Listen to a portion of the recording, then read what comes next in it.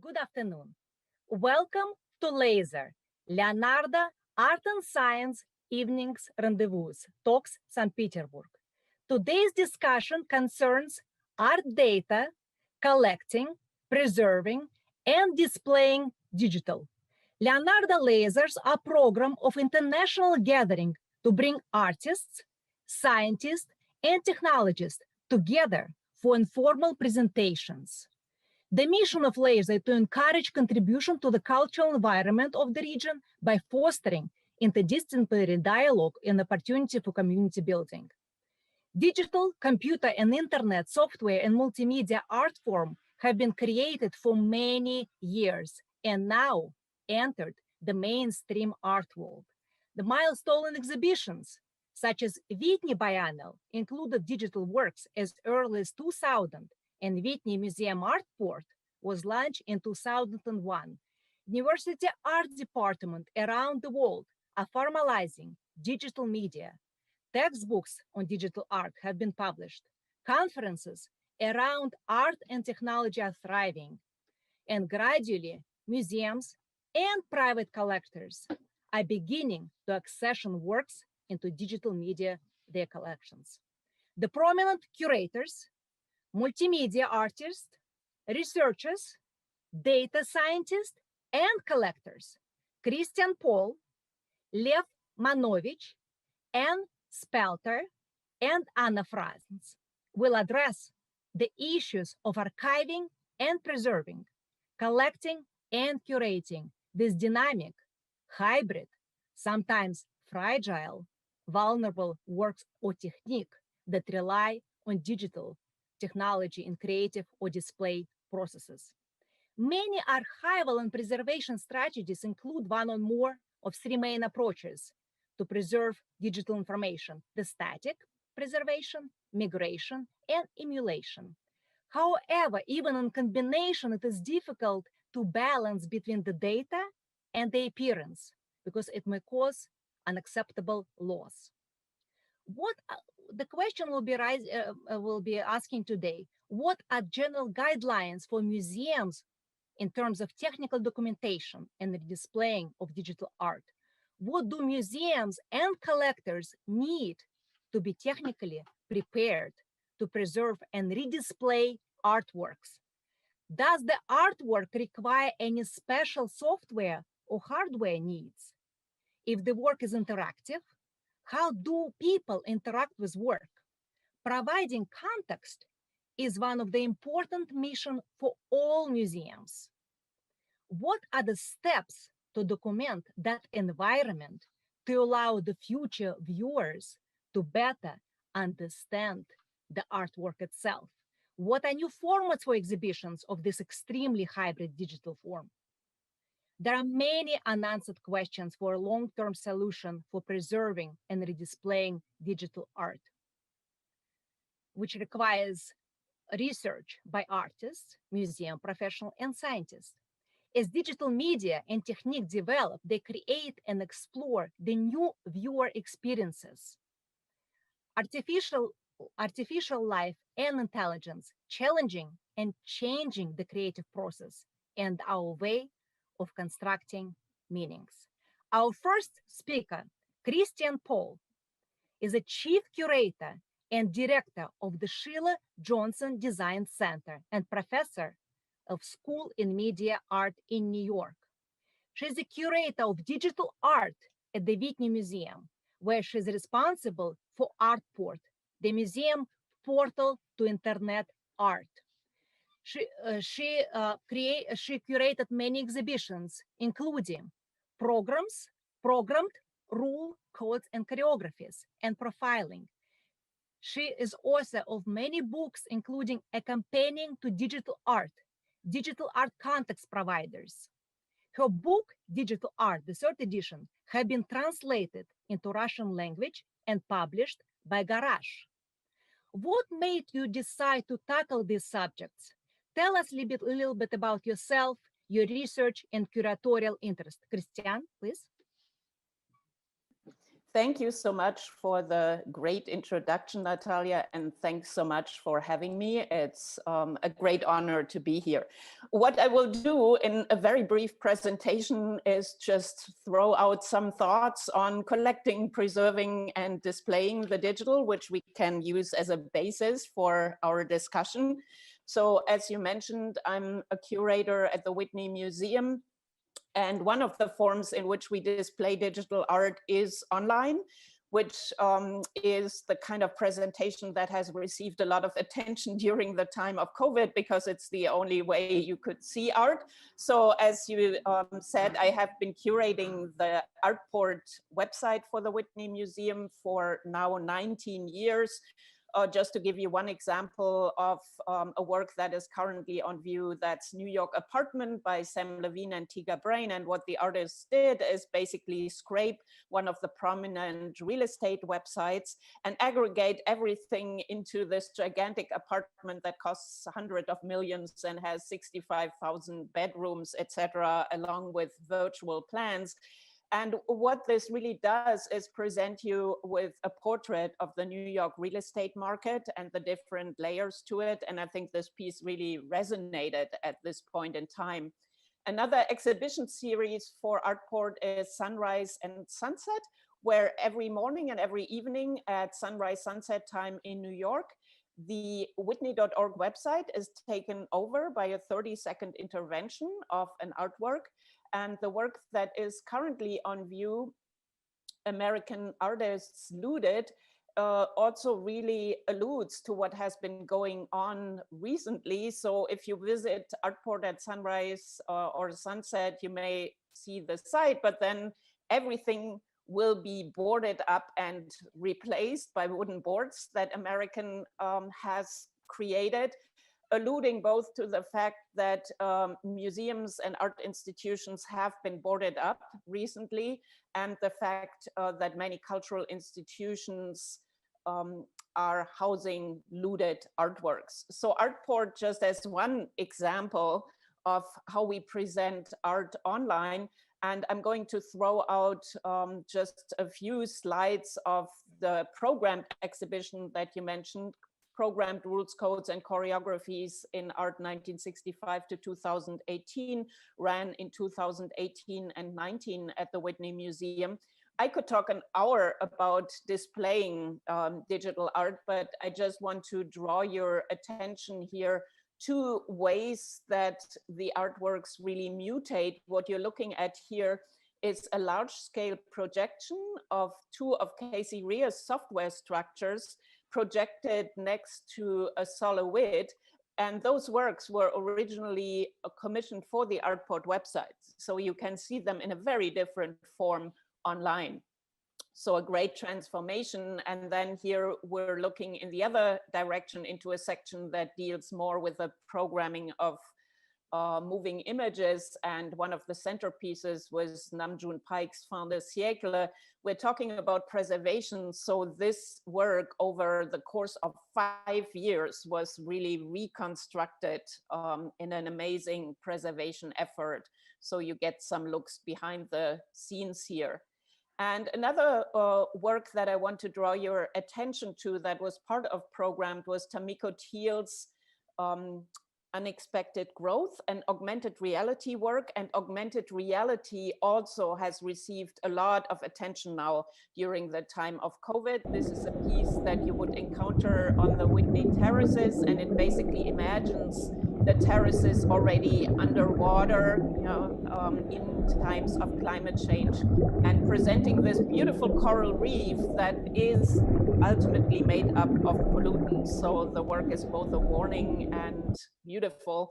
And we had another AR work in the lobby of the Whitney Museum in conjunction with Alan Michelson's exhibition. And this one points to the fact that when the Lenape people, the indigenous communities originally inhabiting the site, were living there, all of this and the site of the Whitney was a tobacco field. Very briefly, I also want to mention that AR has, during the times of COVID, seen an emerging really a resurgence in New York. So you're looking at Vince Fraser's We Rise Above, that was organized by Art Tech House. And Digital Art Month also had numerous installations of AR. And to switch to a different topic, you mentioned AI. I cannot talk about this exhibition in depth. This was the question of intelligence, which I curated for the Sheila Johnson Design Center earlier in the year, and which was cut short due to COVID. But obviously, these are large-scale installations with a lot of complexity behind them. And I just want to draw your attention to a couple of pieces, Tiger Brain's Deep Swamp, which consists of 3 AIs that are controlling natural environments, all with different programmatic desires. And as you can imagine, it takes a lot to put this type of work into an exhibition space. And equally demanding was Bitsoil Pop-Up Text and Hack campaign by the Larbit sisters, a project that uses an army of IBM's AI Watson natural language trained bots to basically create an alternative, fairer digital economy where you can sign up for accounts on Twitter and send out this army of bots to collect taxes on your behalf. This just to give very brief overview of the challenges. And I once again want to point out to a few models that gain prominence in the times of COVID, and that is translating physical exhibitions into virtual worlds. You're looking at a slide of Claudia Hart's installation of her exhibition, The Ruins, at Bitform's gallery. And this exhibition was also translated into a replica in Mozilla Hubs, where people could experience a replica of the actual exhibition online. The artist would do tours with visitors. And then other models would be creating exhibitions from the start in virtual worlds. So this is an exhibition curated by Julie Walsh in Mozilla Hubs for Medientage Munich. And this also was a large-scale in-world show in which projects were kind of translated into the space in multiple ways. And yet another model would be virtual reality. So here a brief glimpse of Demoda, the Digital Museum of Digital Art, which happens entirely in virtual worlds with pavilions in which artists' works reside. And I'm very happy to curate Demoda 4.0, which hopefully will launch next year. So just a few words on collecting. The works commissioned for ART-PORT were 5 years ago all brought into the collection of the Whitney Museum. You can read more about this in this great article that Marisa Olson wrote for Rhizome. And for now 3 years, I have my own acquisition committee for digital art at the Whitney Museum. And for the programmed exhibitions specifically, we were able to bring a lot of works into the collection, among them early computer drawings by Manfred Mohr or Chuck Shuri's Sine Curve Man, works by Joan Truckenbrod. You see them here in the installation again, and landmark pieces such as Lynn Hirschman-Leeson's Lorna. Natalia pointed to all of the complexities of bringing this work into collections. And I'm just going to show you 2 pages of a 10-page questionnaire that every artist whose work enters the Whitney Museum has to fill out, from the classification and content, general information, production history, through all of the details of the code and all of the elements of the work, which is the first step of preservation. And to close off, a few words about preserving. I think we now have at cultural institutions really established standards for preserving through storage or migration or emulation or recreation. And institutions are closely working together, but each work is different and poses different challenges. So a few years ago, the Whitney undertook an initiative to restore Douglas Davis' work of net-art, the world's first collaborative sentence, which was launched in 1994. And we made a unique decision to create two versions of this work, a live version where you can continue to add to this ongoing sentence, but we left links, for example, broken. And then we also made a restored historic version available. And in this version, if you encounter this page, for example, and you click on White House, you will be brought to the Wayback Machine and you can launch all of the whitehouse.gov pages over time. So I want to close by saying just a few words about the Whitney Museum's Media Preservation Initiative. Again, a lot to say about it, but just to give you an idea of what the Whitney has been doing. So MPI, the Media Preservation Initiative, creates kind of a centralized platform that consists of a resource space and Archivematica, a digital preservation system that automates conservation tasks and creates viewing files. And this is accompanied by in-depth information on all of the works. For a few years, MPI and arт-порт have been working with classes at NYU in computer science and the Institute of Fine Art to do code analysis of many of the works in arт-порт. So you see here a list of the works that we have been addressing. Here just a shot of an analysis that students recently did of a work by Barbara Latanzi, C-SPAN ×4. And here's just an idea of the annotation of the code that we've been doing. So I'm going to end it here, just a brief overview of all of the different activities, and I'm looking forward to our discussion. Thank you so much. Thank you, Christian, for this informative presentation. Our second speaker is Lev Mановich.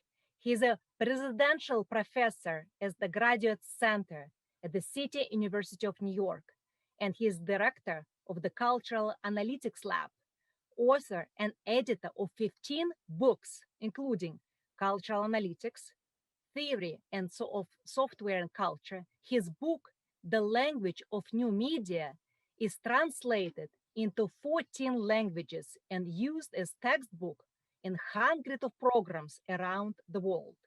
He was included in the list of 25 people shaping the future of design in 2013, and in the list of 50 most interesting people building the future in 2014.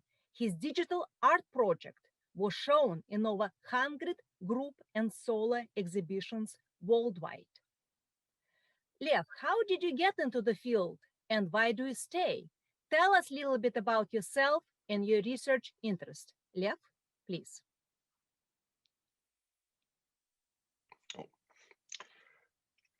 Hi, thank you so much for inviting me to be part of this panel. So as both Natalia and Christian pointed out, people started to ask questions about how to collect, preserve, archive, and exhibit digital art approximately around 97.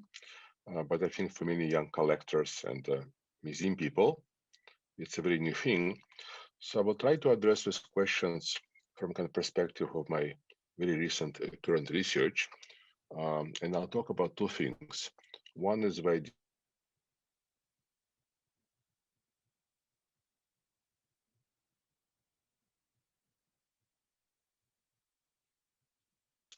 and very briefly, the idea of kind of simulating art using artificial intelligence and how this new stage in the development of, let's say, digital art, digital culture, perhaps may lead to reevaluation of, in fact, changing values of historical art and recent art. So let me share the screen.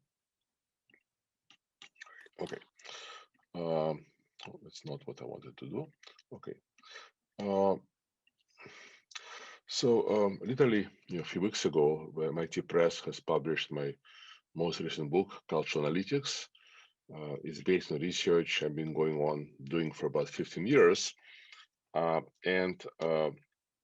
I want to do is actually show you the kind of table of content for a book. Here it is. And we're not going to talk about the whole book in the next 5 minutes, but I want to just very briefly introduce the idea of chapter 5. And the chapter is called Cultural Sampling. So here's the idea. I mean, I talk about this in the context of a kind of slightly different, paradigm, which is now we have kind of big data. How can we study kind of history of culture and contemporary global culture, right? Looking at millions of artworks, millions of photographs on Instagram, millions of digital artworks, millions of paintings from 19th century and so on. But I think the same issues are quite related to collecting, archiving, like what to collect, and how to represent the culture of our time. So the idea of sampling, right, comes of course from statistics in social sciences, right? So in humanities, we select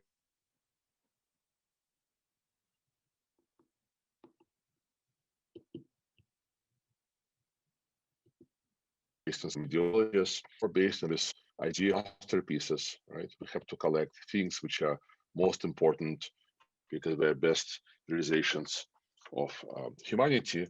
But of course, whatever these best realizations often turn out to be ideological. So for example, since the 1970s, art historians started to be gradually aware that most of works in museum are by men, right? So now we're trying to compensate for this and trying to bring back into collections, important women painters, women artists, and so on and so forth, right? But the result is, while it's very important, the result is that you take one canon, you take some people out, and you put other people. So you're still selecting, right? A very, very small, really tiny fraction. So think about any kind of book, any survey book of 20th century history or 19th century.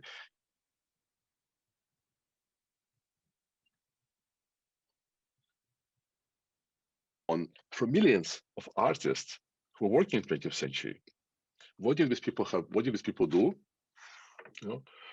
If you put all these people next to, the small number of people who made it into the canon, would this lead to some reevaluations, right, of originality of people who we think are the greatest? Maybe it turns out there are other artists who were actually more interesting, more important, but we didn't have powerful friends.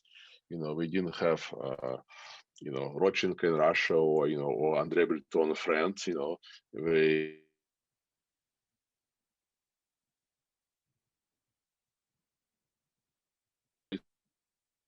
reach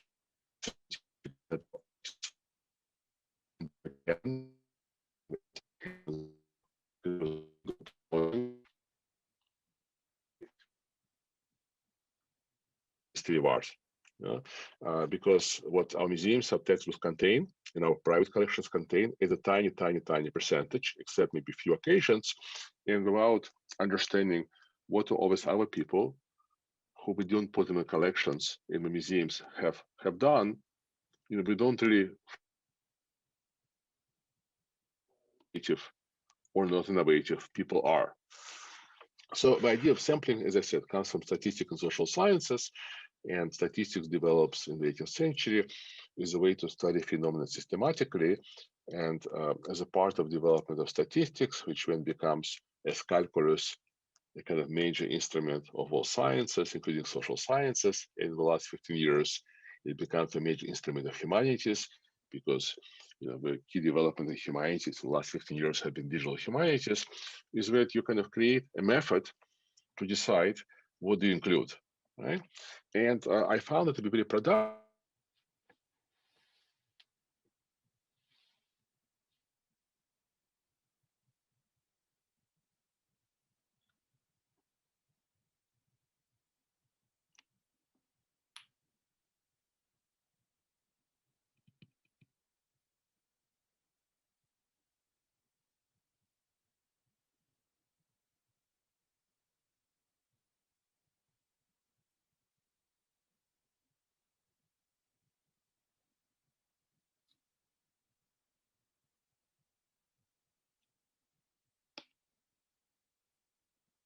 can be population of atoms, can be population of stars, right?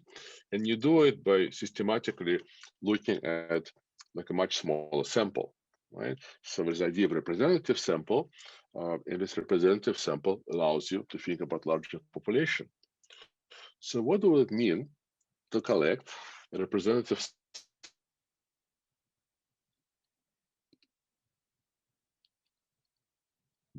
for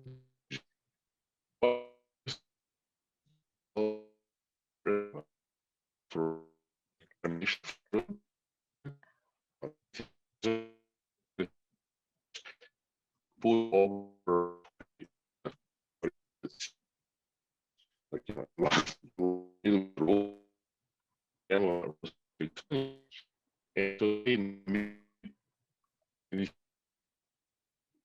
by mobile phone. This should be for a couple of bits.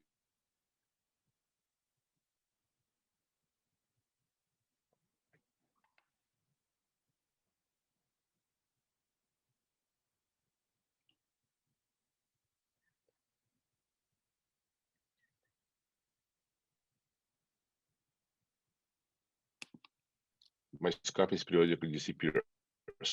Yes. So how would you go around, right, asking this question? What would it mean to collect a representative sample of art of our time, or to exhibit a representative sample, let's say, of digital artists from 1960s or painters from 1860s, right, and going back to history? So typically what we do in the museum is we put what we think are best people. Why not put also mediocre people to have a kind of contrast, right? Why not, for example, or that's one way, right? In our way is to say, let's say we figure out some procedure and we know that in the 1870 there has been, let's say, 20,000 or 10,000 painters in France. So we can use some kind of statistical, like, systematic procedure to sample these painters.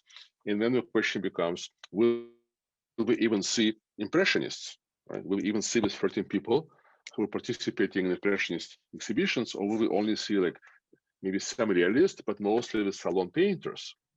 Right. So that's another interesting thing. I think why it's important to ask this question, because by collecting only the avant-garde art history, people who did something new, I think we don't really have a good sense of what was the typical thing which audiences saw at the time, and how visible these avant-garde artists were. So I just want to show you one image just to illustrate this. Just a second. Okay, here we go. I hope my things didn't close yet. Okay, just a moment. Sorry, my computer seems to restart itself. Okay, here we go. Okay, yeah, here we go. Okay, so it's just one thing I will show you very briefly. So in 2010, I did this exercise. It's been known that French Impressionist artists have painted about 13,000 oil paintings in pastel in their kind of time, right? So this is basically about 13 artists who participated, I think, in 7 Impressionist exhibitions in 1870s, 1880s. But normally in all the art books, you may see the same things over and over. So we said, what if we try to collect virtually, right, as many paintings and pastels as we can? So together with students in my classes, we try to go online, right, and collect everything we could. So we couldn't collect all 13,000 because our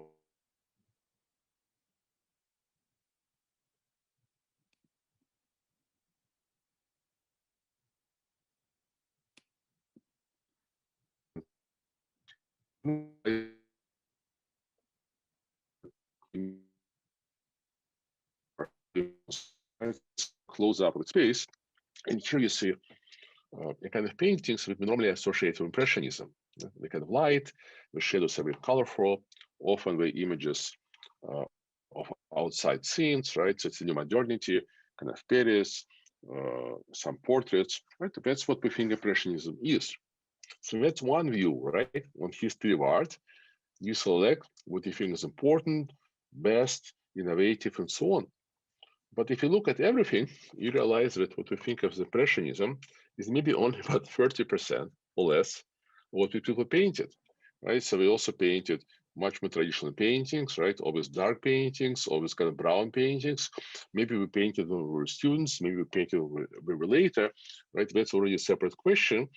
And to me, that's equally interesting, right? An equally valid way of looking at art, suggested to us, right, by big data, by the abundance of data we have in the digital sphere, right? So, digital collecting, it's not only about collecting digital art, which is very important, it's thinking about history of art and understanding kind of, right, the role of so-called masterpieces versus everything else in a new digital way, right? So that's just one example. So I hope that this very, very short introduction to the idea of cultural sampling was a bit interesting. If you want to see more, you can find this in my book, and I hope we're publishing kind of more research in this area, and thinking also very practically, perhaps creating some guidelines. What would it mean to create a representative cultural sample of any culture, any time, including, let's say, the digital art of our time? Thank you so much. Lev, thank you so much for your insightful presentation. And I hope we'll have time for the discussion. And our third speaker is Anne Spalter. She's a digital mixed artist and academic pioneer who founded Digital Fine Art program in Brown University and Rhode Island School of Design in 1990s. And she's an author of Computer in Visual Arts in 1998. Spalter works are in permanent collection of Victoria and Albert Museum, Albrecht Noch Art Gallery, Rhode Island School of Design, and others. She is known for her large-scale public projects, including in 2016, MTA installation, the New York Dreaming. The Anne and Michael Spalter Digital Art Collection is one of the world's largest private collections of early computer art, comprising of over 500 works from the second half of the 20th century. And how did you get interested in the digital art field? And why do you stay? What was the inspiration behind the Anne and Michael Spalter collection? Tell us a little bit about yourself, your creative process, and your art collection. Anne, please. Thanks so much. Thank you, Natalia. And it's an honor to be on this panel with so many luminaries in the field.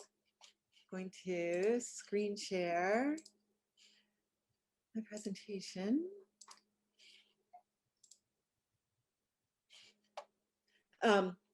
As Natalia mentioned, I have with Michael Spalter this large collection of early computer art.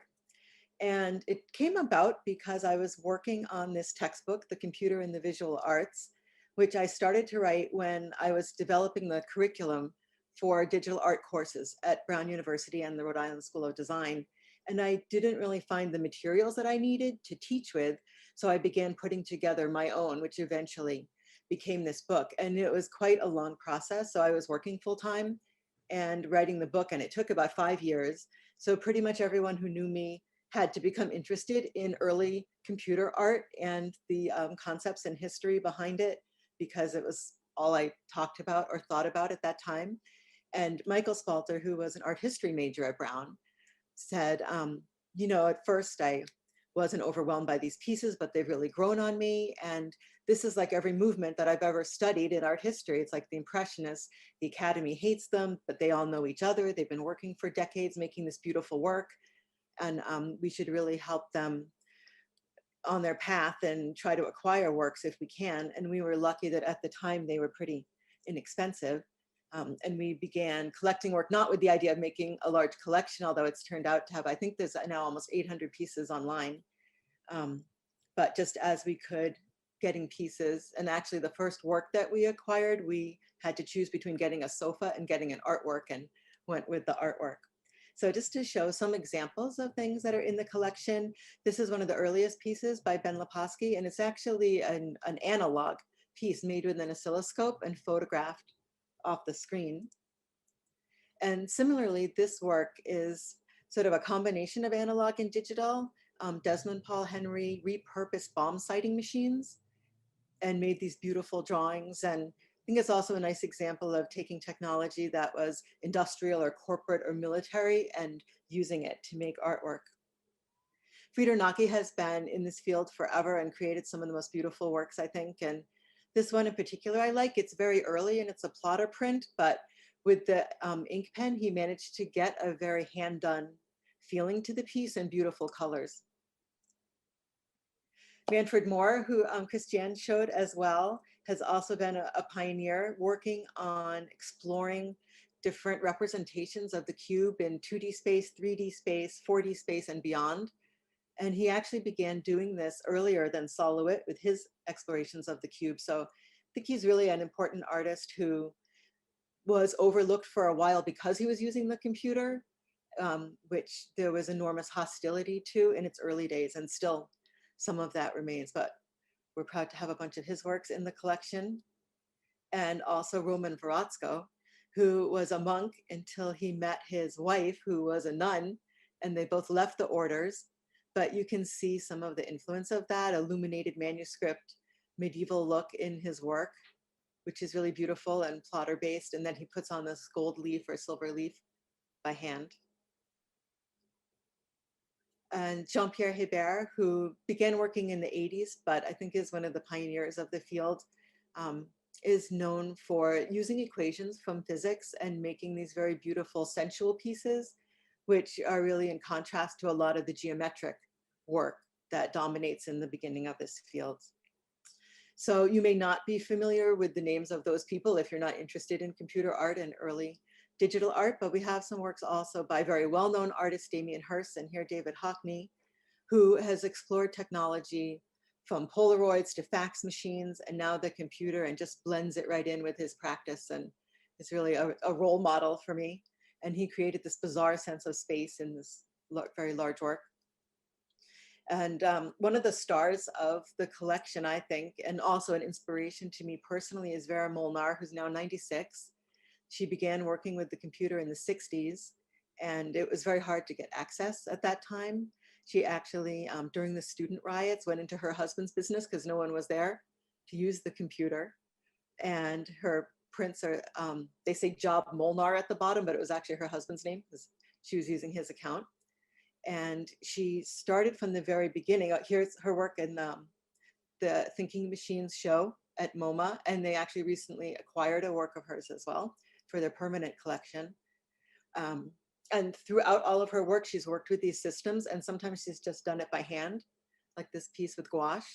So she goes back really seamlessly back and forth between sort of hand-done systems and the computer. So that's the collection and some of the work that's inspired me as an artist.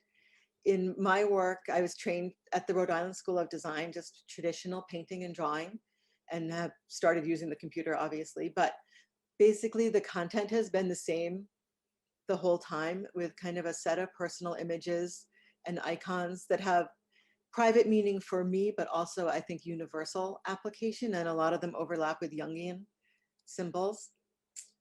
One of the challenges, I think, for digital artists, which may make things hard for museums, but is to get things off of the screen and away from the reference to television. So one attempt to do that I worked on is these video gems, where we started by just pouring resin onto a screen, but ended up with a 2-part acrylic mold with a injection molded piece in the back. I know it's not have video. Oh, it does have video. There you can see it going. Fireworks video. And video prints, where the center is a screen put behind the print, and you can see a larger version of that here. So this is 5 feet wide. And what's nice about that also is that you can have it on for a long time without growing tired of seeing it. So when I have works on the TV in my living room, after an hour, I have to turn them off. But with that video print form factor, they can be on all the time. And then recently I've been working on these small sort of sandwiches of acrylic, which you might recognize from Infinite Objects pieces. And I don't know if you can see through my chroma key, but have one here as well. And that is a lot less expensive than making the video gems and has really nice production value.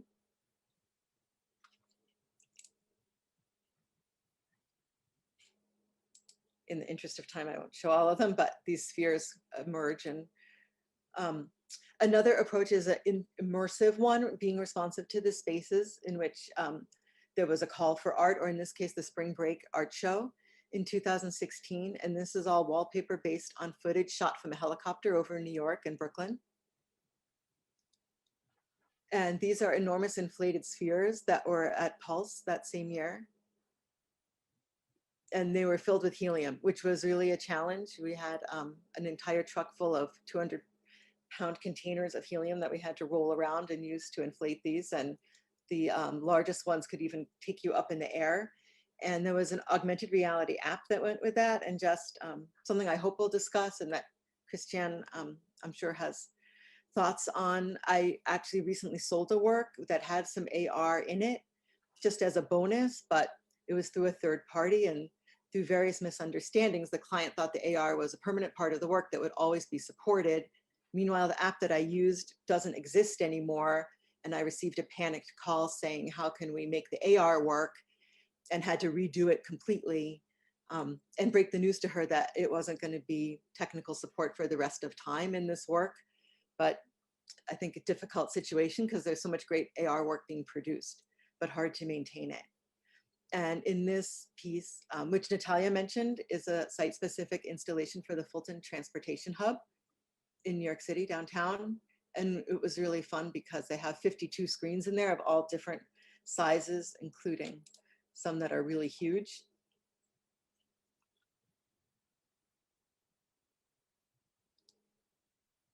And in this one, I actually ended up drawing it by hand because it was a projection piece, but it was an atrium with a lot of glass and the projection just didn't work.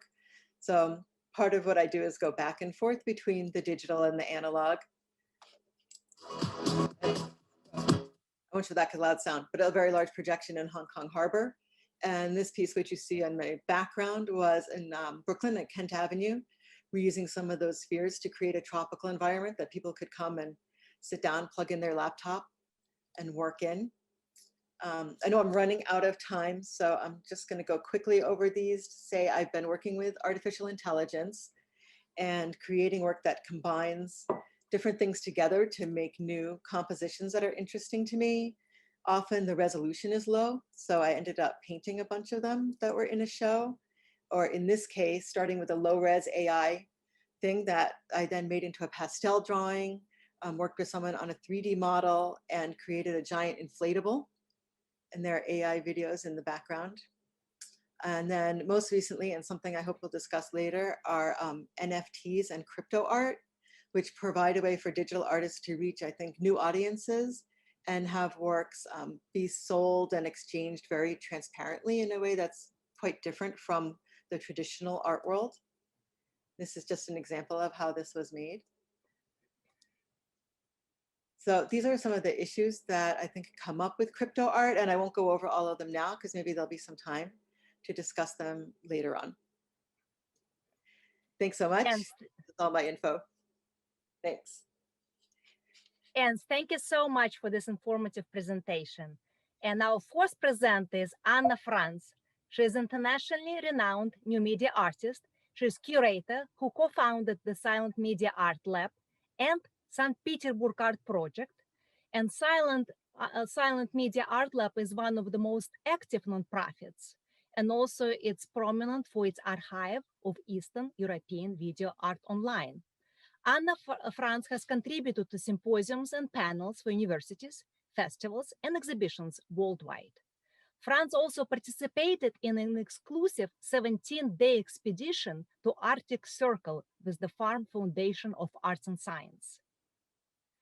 And in addition, Franz family collection contains numerous new media artworks in addition to paintings and works on paper.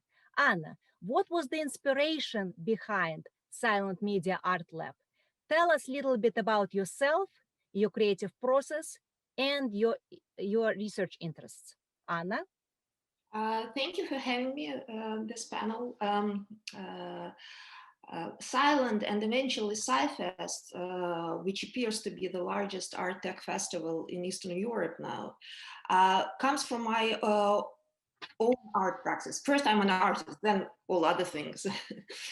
I got classical education at Stieglitz Academy of Art in St. Petersburg. In 1989, I graduated with a degree in industrial design. At that time, it was Soviet Union still, so it was no need for high design there. However, during my studies, I was introduced not only to traditional media, such as painting, sculpture, and so on, but all kinds of making using a variety of technical methods that eventually led through art methodology to using technology as a material in my art pieces. Let me share the screen and I'll show you a couple of things. Where do I share the screen? Share the screen, okay.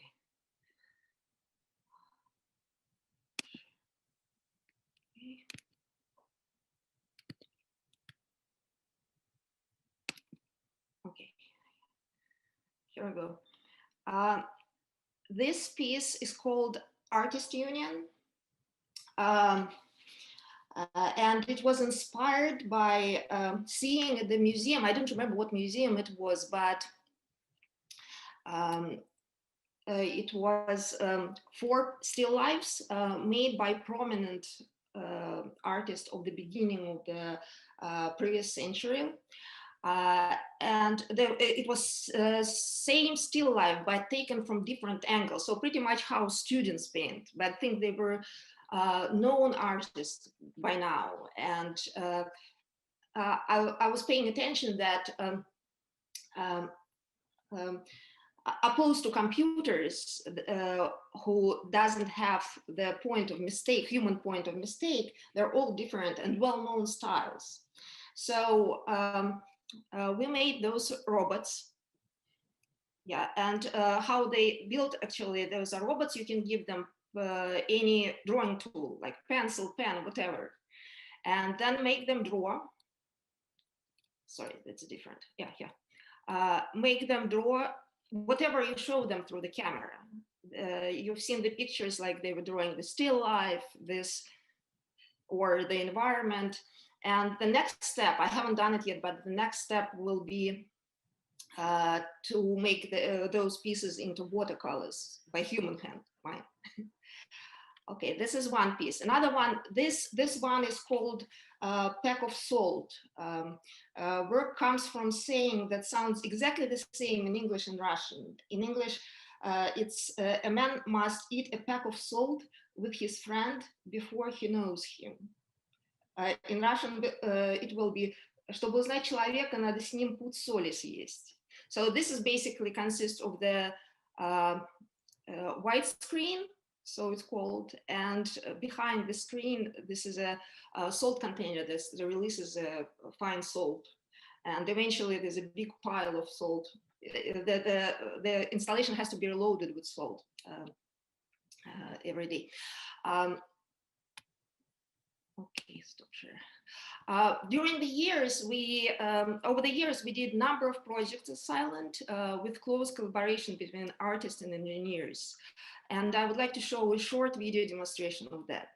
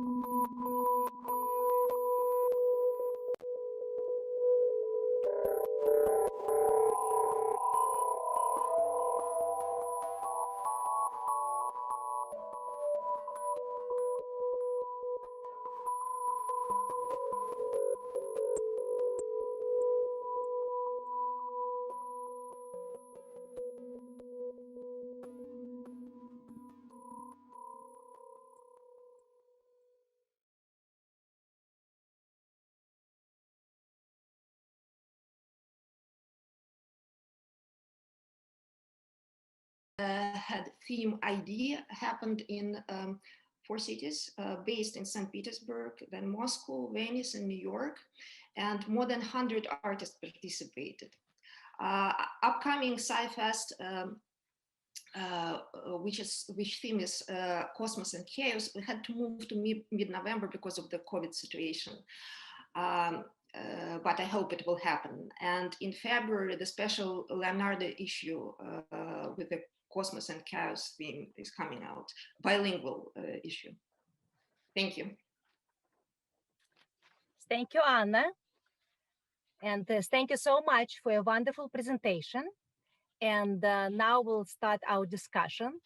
And I would like to start with the Christian. Christian, you mentioned that in 2013, the Whitney Museum undertook the conservation initiative to restore Douglas Davis' work, the world's first collaborative sentence. And the conservation team made an unprecedented decision to duplicate the work and present it in both the original and the updated forms. As the curator of digital art at the Whitney Museum, can you please tell us what were the main challenges for Davis project and art-porт in general, and how have the archival and preservation method evolved in the past 5 years? And what do you predict will happen in the next 5 to 10 years? Christian, please. Thanks so much. I will briefly share my screen again as a refresher, starting with the Douglas Davis project. So this work was created and launched in 1994. And the main challenges for the conservation of this work were ultimately philosophical, because it is a piece created in HTML. It's not that difficult to restore. The biggest challenge for us was that while Douglas Davis was still alive when we started this work, he was not available to talk to us anymore. And the main philosophical question we faced, in addition to some technical things that went wrong and could easily be fixed, was, well, this piece is by now 20 years old, and there are lots of broken links in there. And do we leave them broken? Do we say this is the nature of the web and its environment? Or do we say, well, but there's the Internet Archive, and a lot of these lost pages have been archived.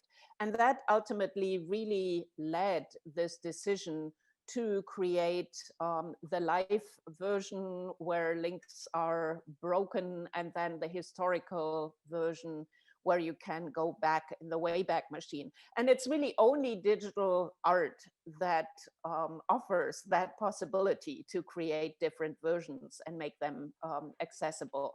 So that was one unique challenge. Talking about challenges for art-porт in general, many of the more than 100 pieces that I curated and commissioned over the years are not functional anymore. Part of it is due to Java, for example, not being browser supported anymore. We're in a continuous process of basically porting pieces from Java to JavaScript. And now Flash is going to be phased out. And once again, here go at least 20, 30 of the works. So there's an ongoing challenge, and we have been addressing it through MPI in particular, documentation really is so crucial to this. Hence, as a first step, all of the code analyses and annotations that we have been doing. So the challenges in the immediate future will really be addressing softwares and plugins phasing out or being phased out by corporations. The scenario that Anne mentioned also was really interesting here with AR. But what I have high hopes for in the future is cloud-based emulation. Rhizome has already worked on emulation on a larger scale. And my hope is that in the not too distant future, Amazon and other providers will allow for cloud emulation on a larger scale, so that you could really run all of these older pieces in their native browser environment again. So those would be just some basic ideas on that front. Thank you, Christian. And thank you for restoring such a historical work by Douglas Davis. Personally, I do remember warm visits to Douglas Davis studios back in the 90s, and this was my introduction to the digital art world and his Worcester studio space, and was like a gathering for many, many people back in the late 90s. Anna, Silent Media Art Lab since 2007 is a major driving force dedicated to expanding intersection of art and tech. And one of the important parts is made in silent collection, consisting of works by permanent members of Silent and as well as the guest artist. How do you ensure that the primary sources, the artist's intentions and ideas are recorded and carried out in the future? And what are your thoughts on general guidelines for art institutions in terms of technical documentation for digital artworks? Anna? This is a very important question for us.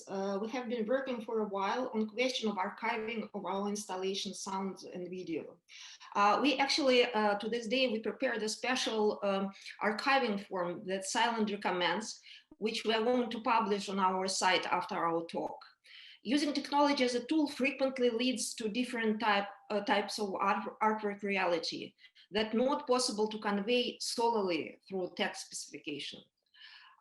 We took our chief engineer's suggestion to have an interview, since we're dealing with living artists, to have an interview with an artist. Archivation of technology-based work requires additional data for reconstruction. I personally find it very helpful to have video interview with artists.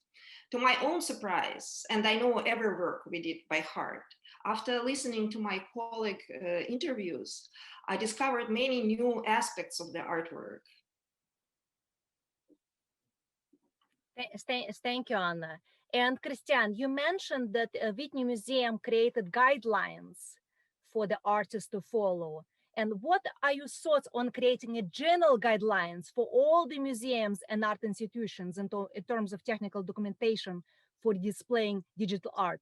What is the role of the curator in guiding and educating the artists through the preservation process? And what are your views on ideal collaboration between the curator and an artist on the preservation process? And how to document the environment to allow the future viewers to better understand the work itself? Christian? Mm-hmm.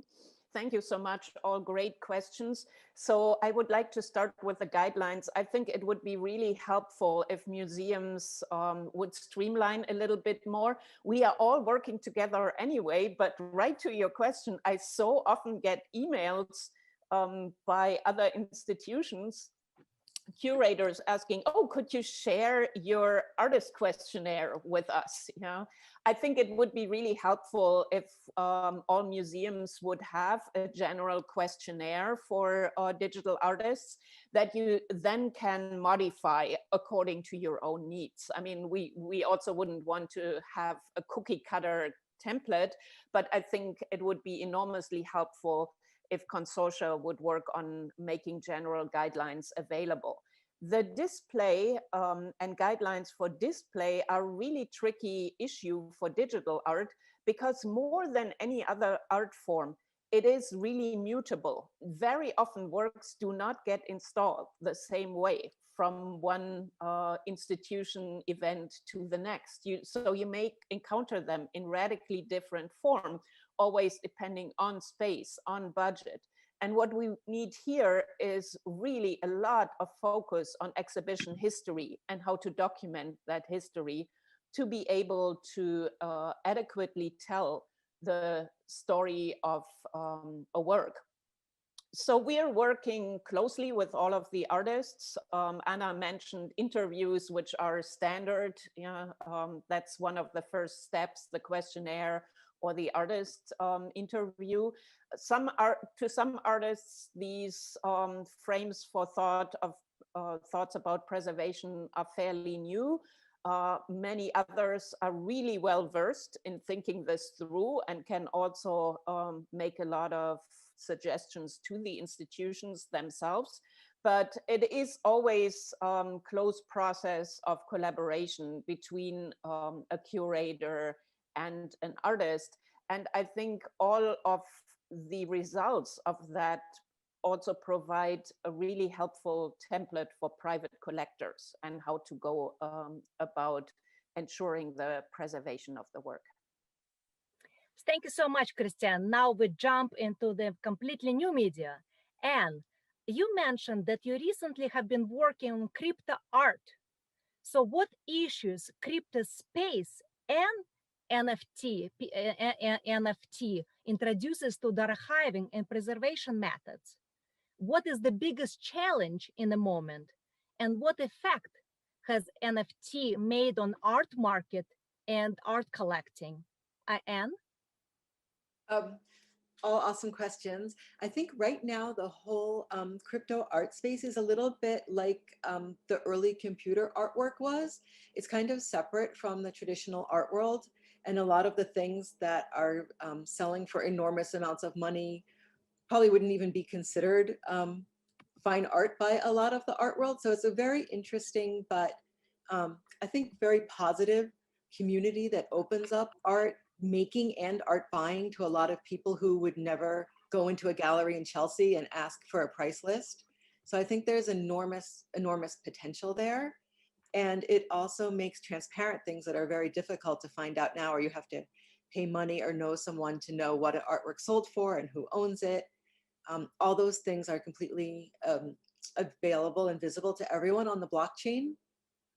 But some of the downsides, I actually bought a crypto art piece a few years ago, just when I was experimenting with the field, and I lost the password to my Ethereum wallet, and that piece is gone. I mean, I'll never get it back. So you're unlikely to just misplace a painting in your home and never see it again. So there are some strange things about the digital and blockchain-based art world that I think need to be addressed, like a way to maybe recover passwords if you lose them. Someone could also steal your password and your cryptocurrency and your artwork, which is different than having someone, break into your home and take a painting. So I think there are a lot of interesting issues, but I've really enjoyed being sort of a part of the NFT community, and it has just a very positive vibe to it, I think. Thank you, Anne. And Christian, now we're thinking about like the works which are based on like social media and cultural analytics, which Lev is involved. And what do you think are the main challenging for this type of projects? And what are your thoughts on software archiving and upgrading? And that providing context is one of the important missions for the museums. And what are your thoughts how we can keep the social media process and how they transform the function of art and shape contemporary culture? And how may privacy concerns and tracking influence our preservation and documenting context for these particular works? I think it's yeah. Thank you so much. I think that's a twofold question. which on the one hand concerns artwork that is created on social media, but then also the kind of information that museums and cultural institutions make available on social media and provide context for. What makes this space difficult, of course, is that it is corporately owned. You know, once you sign that user agreement, you're also signing away content, etc. So we have seen in recent years many more projects and performances that happen on social media platforms. And of course, here we're facing, how do you archive that work? How do you document that work? Rhizome, an organization based in New York, have done very, very groundbreaking work in helping with the creation of the web recorder platform, which allows us to create dynamic archives of Instagram performances, for example, or Facebook performances. There was a work by Amalia Ullman, for example, Excellences and Perfections, which got a lot of attention. But Amalia continued to use that account on which the artwork had been created. So now tools such as Web Recorder actually allow us to create snapshots. But this is a very difficult territory for which guidelines still need to be established for cultural institutions. We have to be prepared for losing a lot of content unless we carefully archive once a platform is bought, goes out. So these are all, I think, new challenges for the future that we will have to address. Thank you, Christian. And now we're going to discover some questions regarding the public space. And in 2016, the MTA Arts and Design commissioned you a 52-screen digital art installation, which you mentioned, New York Dreaming, to be installed at the Fulton Center at Subway Station in New York City. What were the main challenges, technical and archival consideration for creating the work to display in a public space? Anne? Yep, thank you. Not exactly answering that, but just to, I almost didn't get that project because I got an email and the subject header was "Great opportunity for you." And I had my finger on the delete button because I thought it was some kind of spam, but then I saw there was a 212 phone number in there. So I thought, I'll just call it and see if there's anything to this. So I was lucky to get the project because I almost deleted myself out of it. But actually they had just put in a new video system. It's run by the Westfield Mall. So it's a fantastic system. It's all run, can be controlled by an app on the phone. So the technical support was wonderful. The biggest challenge was probably remaking all the video to fit the different resolutions of the different screens and to think artistically and aesthetically about how a video would work on those central screens that are just really long bands. So that was fun because usually all videos are, 1080 by 1920. There's these very standard aspect ratios. So it was really fun to do things in a different aspect ratio and see what other things could be communicated that way. But when I got in there to test it, they could put everything up on the different screens right from their phone. And I think that is the future of a lot of artwork that will be shown in public spaces, that buildings now are actually constructed with screens in the lobby and very sophisticated AV systems behind them, and they're looking for artwork. So I think that's an interesting place for video artists to show work in public and institutional spaces on the screens that are now there. Thank you, Anne. And Anna, many of your works are interactive and transformed depending on exhibition space. What are your main challenges, both visual, technical, and archival consideration for creating and redisplaying the works, like Union of Artists, which you showed earlier? And what are your views on ideal collaboration between an artist and the curator on redisplaying an installation process? Anna? As an artist, I work in series, so meaning that project starts as an idea translated by necessary technical means into module first, and then space becomes the part of the project. So the space is the part of the installation. For instance, Artist Union were shown into 3 very different places. It was shown at Stiglitz Academy that looks like basically Italian palazzo with a large hall, in tiny St. Petersburg, oldest St. Petersburg gallery, Barret, which is just small white rooms, and also in National Arts Club in New York, which is kind of has Victorian appeal. As for ideal collaboration between artist and curator, first this comes to mind that when I'm thinking as curator would be detailed description of the project from artist, text, specs, interviews, and etc. It's really important. As an artist, I'm really terrible at it, but wearing several hats, I have a suggestion to all artists that please do your homework. Otherwise, when you are gone, the person who will be recreating your work will put his or hers own thoughts into your project. Thank you so much, Anna. And now we have very interesting question from the audience. If the works are meant and cannot be preserved, how do we capture the moment? Christian, or I'll start it. Ultimately, I think any artwork could be preserved, and digital art, while it is subjected to this ever-increasing cycle of obsolescence, of technical evolution, a lot of it is also code-based, and code-based art is more stable than a painting, for example. If you still have that documentation of the code and annotated code, there's a good chance you can revive it. It's easier to revive such as paint.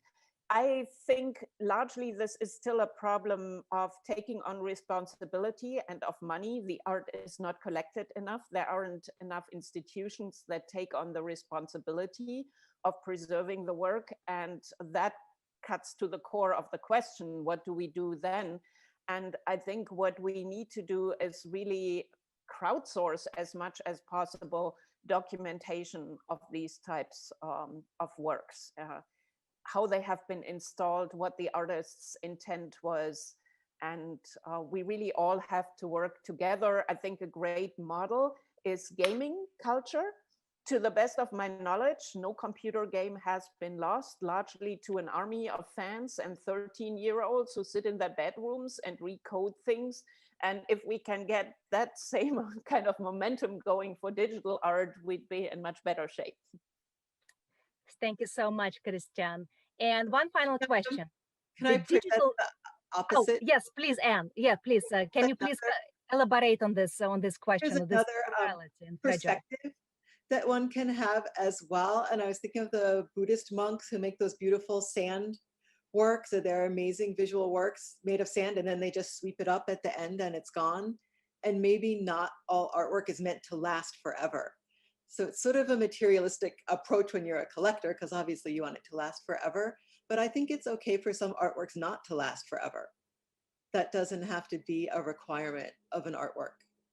And I have to, this is a super interesting conversation that often happens. So I add one more to that. I would not take issue with Anne's statement per se, but I'm also an educator. And having people do the same works all over again because they cannot experience the history of it anymore, to me is so important. And it's always the artists, I think, saying, well, there is an ephemeral aspect to it. And then the educator and curator is coming back saying, no, I want a record of your work for eternity.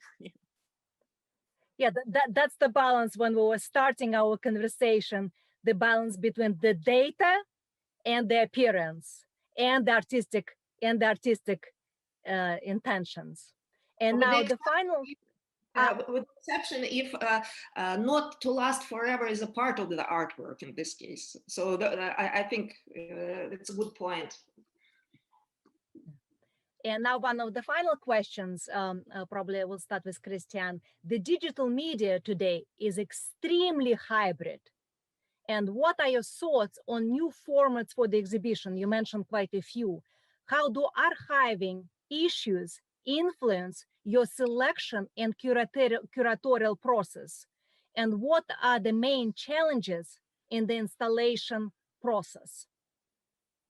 I absolutely agree that installing, displaying digital art has become so much more complicated with the hybridization of formats. You know, you may have an installation with an AR app and a web component, and you're juggling all of these different aspects.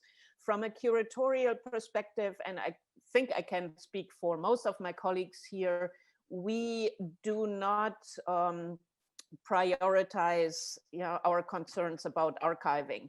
We believe in the work, we want to show it, even if the archiving of it and all of the challenges outlined will make our lives hell. You know, I think we will still agree to go there and put it out there. But what we need is really more solid foundations for being able to do the archiving and preservation and documentation of these extremely hybrid works that we're seeing right now.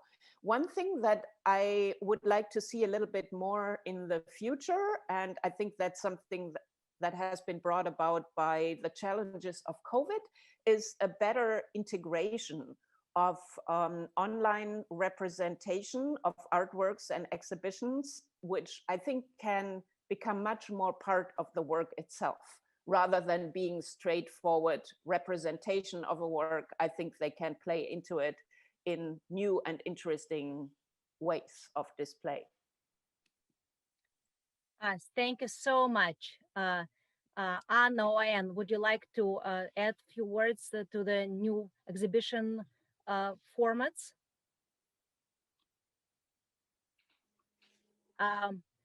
I'm looking forward to have the SciFest as a physical event, to tell you the truth. I think we're all looking forward to actually to experience exhibitions in person, and hopefully it will come soon. Thank you so much, Anna Franz, Christian Paul, Lev Mановich, and Anne Spalter for sharing your thoughts, perspective on art and curatorial practices. Your passion for the digital art form bring us a step closer to recognition of it as a major global movement to historicize the key development and to embrace new waves into the 21st century. Thank you, audience. Thank you, Silent Media. Thank you, Silent Media Art, Ground Solянka Gallery, and the Колодзей Art Foundation teams, and Leonardo Journal and the community for fostering and guiding dialogue on art and technology. Let's continue the conversation. Follow Laser, Leonardo Art and Science Evening Rendezvous Talk St. Petersburg on social media. Thank you and see you soon. Thank you, everyone. Thank you.